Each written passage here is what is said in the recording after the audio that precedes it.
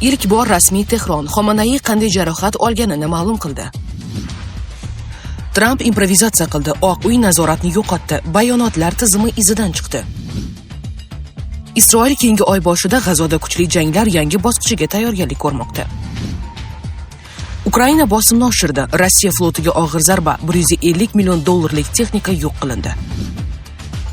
Isroil xaritani e'lon qildi. Livan ichkarisida harbiy nazorat o'rnatildi. Shimoliy Koreya yangi zarbani sinadi. Hvason 11 raketalari ishga tushirildi. Ilk bor rasmiy Tehron Xomanaiy qanday jarohat olganini ma'lum qildi. Mujtaba Xomanaiy atrofidagi voqea buning yaqqol isboti bo'ldi. Tehrondagi qarorgohga berilgan aviazarba vaqtida u majmua hududida bo'lgan va portlash to'lqini natijasida oyog'idan yengil jarohat olgan. Rasmiylarga ko'ra, boshqa og'ir jarohatlar haqidagi xabarlar haqiqatga to'g'ri kelmaydi. Shunga qaramay, bu hodisa urushning eng yuqori darajadagi rahbarlargacha yetib borganini ko'rsatadi. Shu bilan birga Eron o'zining eng muhim strategik nuqtasi Hormuz bo'g'ozi ustidan nazoratni yanada mustahkamlashga kirishdi. Inqilobiy gvardiya kemalari uchun maxsus xavfsiz yo'laklarni e'lon qildi, jumladan Keshim va Lark orollari oraliqdan o'tuvchi marshrut. Biroq bu xavfsizlik qat'iy shartlar bilan birga kelmoqda. Barcha kemalar o'z harakatini Eron bilan kelishishi shart. Aks holda kuch ishlatish bilan to'xtatilishi mumkin. Bu esa bo'g'oz ustidan amaliy to'liq nazorat o'rnatilayotganini anglatadi. Ichkarida esa hissiy fon keskinlashgan. Tehron va Xurramobodda eronliklar Ali Xomanaiy vafoti munosabati bilan 50 kundan buyon motam tutmoqda. Marosimlar davomida keskin siyosiy shiorlar yangramoqda. Bu esa jamiyatda g'azab va safarbarlik kayfiyati kuchayganini ko'rsatadi.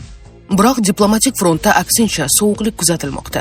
Ismoil Baqoiy ochiq bayonot bilan chiqib, hozircha muzokaralarning yangi bosqichi rejalashtirilmaganini ma'lum qildi. Bu esa yaqin kunlarda diplomatik yo'l orqali yumshash ehtimoli keskin pasayganini bildiradi. Harbiy harakatlar esa to'xtamayapti.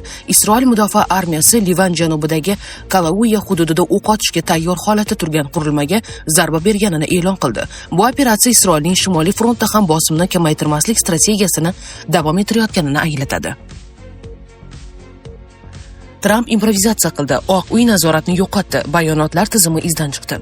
AQSh prezidenti Donald Trampning maslahatchilari unga ommaviy axborot vositalariga o'ylab o'tirmay intervyu berishni kamaytirishni tavsiya qilmoqda. Chunki bunday suhbatlar uning bayonotlari ziddiyatli ekanini yana bir bor namoyon etadi deya xabar berdi Wall Street Journal gazetasi o'z manbalariga tayanib.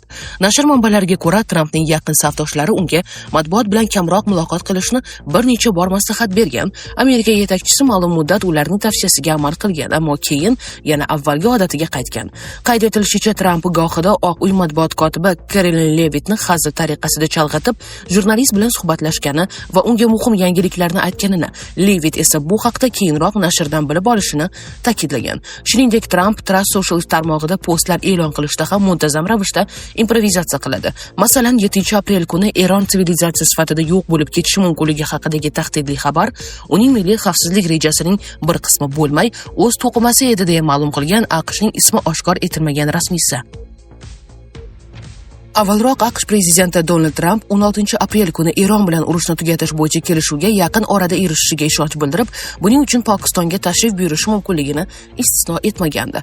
So'nggi vaqtlarda Donald Trump Eron bilan urush borasida bir necha bor keskin bayonotlar berib, keng jamoatchilik orasida katta aks-sado va tanqidlarga sabab bo'ldi.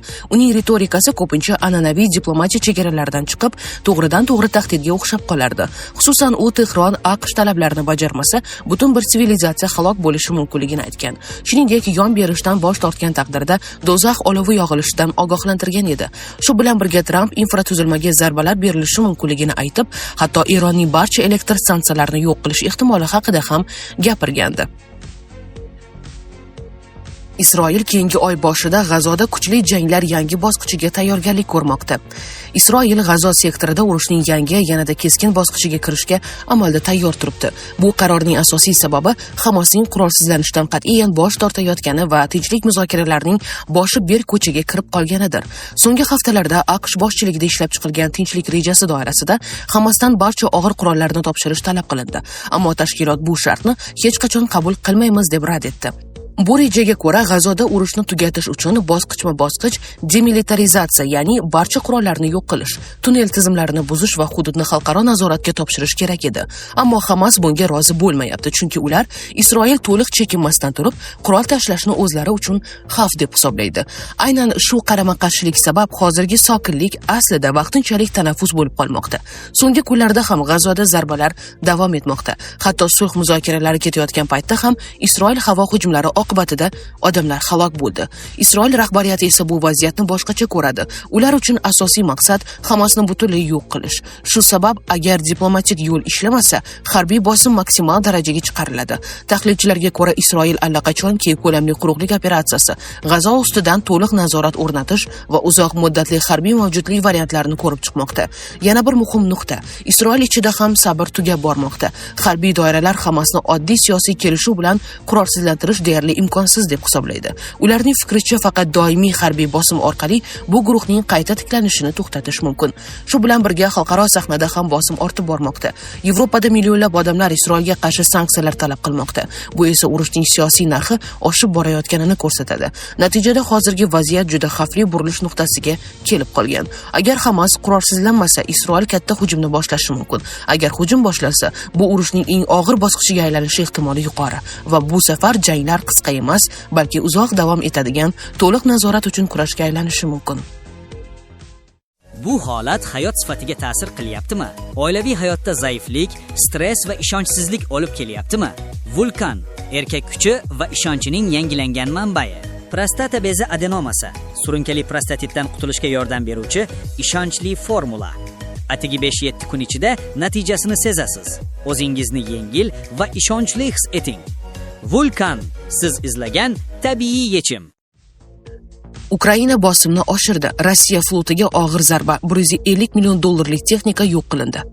Qrim yana bir bor urushning eng issiq nuqtasiga aylandi. 18-apreldan 19-aprelga o'tar kechasi Ukraina harbiy razvedkasi tomonidan amalga oshirilgan maxsus operatsiya Rossiyaning Qora dengizdagi asosiy tayanch nuqtalaridan biri bo'lgan Sevastopol portini larzaga soldi. Ukraina mudofaa vazirligi bosh razvedka boshqarmasi ma'lumotlariga ko'ra, Primriy maxsus bo'linmasi yuqori aniqlikdagi zarbalar orqali Rossiya flotining 2 yirik desant kemasi Yamal va Nikolay Filchenkovni nishonga olgan. Ularning umumiy qiymati taxminan $150 million ga baholanmoqda. Bu kemalar oddiy texnika emas edi. Ular Rossiyaning dengiz orqali qo'shin tashish, amfibiya hujumlar uyushtirish va Qrim hamda Janubiy frontni logistika bilan ta'minlashdagi asosiy vositalardan biri hisoblangan. Shu sababli ularga berilgan zarba nafaqat moddiy yo'qotish, balki butun operativ tizimga urilgan zarba sifatida qaralmoqda. Hujum qanday amalga oshirilgani rasman to'liq ochiqlanmagan bo'lsa-da, hozirgi urush tendensiyalari shuni ko'rsatadiki, bu operatsiyada Ukraina tomonidan ishlab chiqilgan dengiz dronlari hal qiluvchi rol o'ynagan bo'lishi ehtimoli yuqori. So'nggi oylar ichida Ukraina aynan shu turdagi kamikadze dronlar yordamida bir necha bor Sevastopol va boshqa dengiz obyektlariga zarba bergandi. Bu dronlar suv yuzasiga juda yaqin harakatlanadi. Radarlar uchun deyarli ko'rinmas bo'ladi va to'g'ridan-to'g'ri kemaga urilib portlaydi. Natijada hatto port ichida turgan kemalar ham xavfsiz emasligi isbotlanmoqda. Bundan tashqari Ukraina armiyasi Rossiyaning Tuapse shahridagi neftni qayta ishlash zavodiga zarba berdi. Rezervuar omborida yirik yong'in sodir bo'lgan. Mahalliy aholining so'zlariga ko'ra, shahar atrofida ko'plab dronlar uchib o'tgan. Isroil xaritani e'lon qildi. Livan ichkarisida harbiy nazorat o'rnatildi. Isroil armiyasi ilk bor Livan hududi ichkarisidagi o'z pozitsiyalari xaritasini e'lon qildi. Xaritaga asosan o'nlab tashlab ketilgan Livan qishloqlari Isroil nazoratiga o'tdi. Yangi xaritaga ko'ra, sharqdan g'arbga cho'zilgan mudofaa chizig'i Livan hududi ichkarisiga qarab 5-10 kilometrgacha kirib boradi. Isroil ushbu hududda maxsus bufer zona tashkil etishni rejalashtirayotganini ma'lum qildi. Isroil harbiylari mazkur hududdagi Livan qishloqlarini vayron qilgan va buni Isroil shaharchalarini Hizbulloh hujumlaridan himoya qilish deya izohlagan. Isroil avvalroq Suriya va G'azoda ham shunday bufer zonalar tashkil etgan. Hozirda shu tariqa G'azoning bir qismini nazorat qilmoqda. Isroil zarbalari sababli o'z uyini tark etishga majbur bo'lgan livanliklarning qaytishi masalasi noaniq. Isroil harbiylari bu borada izoh berishdan bosh tortgan.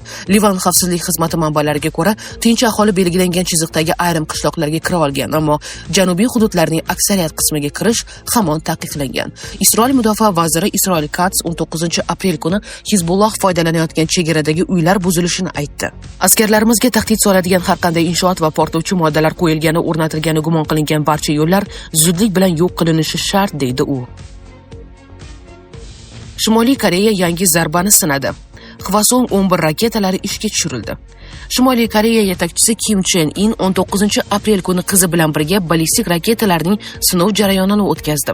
Bu haqda Reuters xabar bergan. Mazkur sinovlar kassetali va parchalanuvchi jangovar kallaklarning samaradorligini baholashga qaratilgan. Bu Pxenyan tomonidan aprel oyidagi 4-chi, 2026 yil boshidan buyon esa 7-chi raketa sinovidir. Shimoliy Koreya BMT Xavfsizlik kengashi rezolyutsiyalariga qaramay o'zining raketa yadro salohiyatini oshirishda davom etmoqda. Mashg'ulotlar davomida modernizatsiya qilingan Hwasong 11Ra rusumli 5 ta qisqa masofali taktik ballistik raketa uchirilgan. Ular taxminan 136 kilometr uzoqlikdagi orolda joylashgan nishonga yo'naltirilgan va 12,5-13 gektar maydonni yuqori aniqlikda zararlagan. E'lon qilingan suratlarda Kim Chen In va uning qizi Juai harbiy amaldorlar hamrohligida jarayonni kuzatayotgani aks etgan.